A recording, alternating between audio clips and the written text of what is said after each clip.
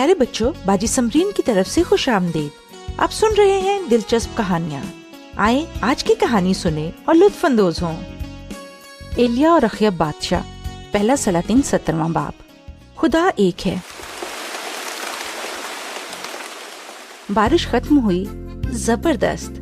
کچھ ہی دنوں میں باغ، کھیت اور پارک پھر سے سرسبز ہو گئے اور خشک سالی ختم ہو گئی۔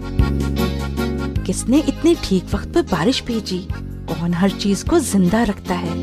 اسرائیل میں ایک وقت ایسا آیا جب ہر کوئی یہ بھول چکا تھا کہ صرف ایک ہی خدا ہے جو بارش بھیجتا اور سورج کی روشنی کو بھیجتا ہے۔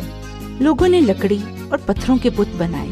ان بتوں میں سے ایک کو انہوں نے بال کا نام دیا اور انہوں نے سوچا کہ وہ مرا ہوا بت انہیں اناج، پھل اور ریوڑ دے گا۔ اس ساری غلط سوچ کے لیے سب سے بڑا ذمہ دار بادشاہ اخیب تھا۔ یہ سب تب شروع ہوا جب اس نے ایک بری عورت سے شادی کر لی، ایزابل۔ ایک ایسے علاقے سے آئی تھی جہاں کوئی سچے خدا کو نہیں جانتا تھا۔ وہ اپنے ساتھ بال کی پوجا کرنے کا مذہب بھی اسرائیل میں ساتھ لے آئی۔ اخیب بادشاہ نے بھی بال کی پوجا شروع کر دی اور اس کی ساری قوم نے بھی بال کی پوجا شروع کر دی۔ نہیں، ہر کسی نے نہیں، ایلیا نے ایسا نہیں کیا۔ وہ ان میں سے تھا جو خدا کے ساتھ وفادار تھے۔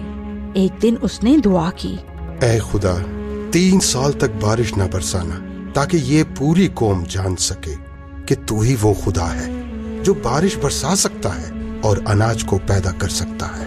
ایلیا اس کے لیے تیار تھا کہ خدا ہر ایک پر ظاہر کرے گا کہ وہ ہی اکیلا خدا ہے۔ ایلیا جلدی سے بادشاہ کے محل میں پہنچا۔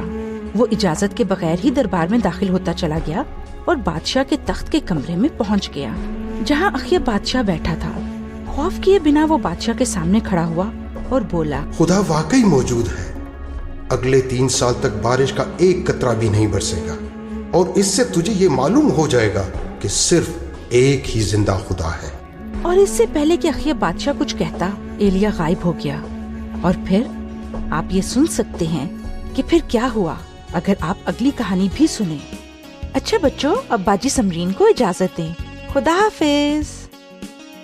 مزید معلومات کے لیے آپ ہمیں اس ای میل پر رابطہ کریں، دلچسپ کہانی @gmail.com DILCHASPKAHANI @gmail.com۔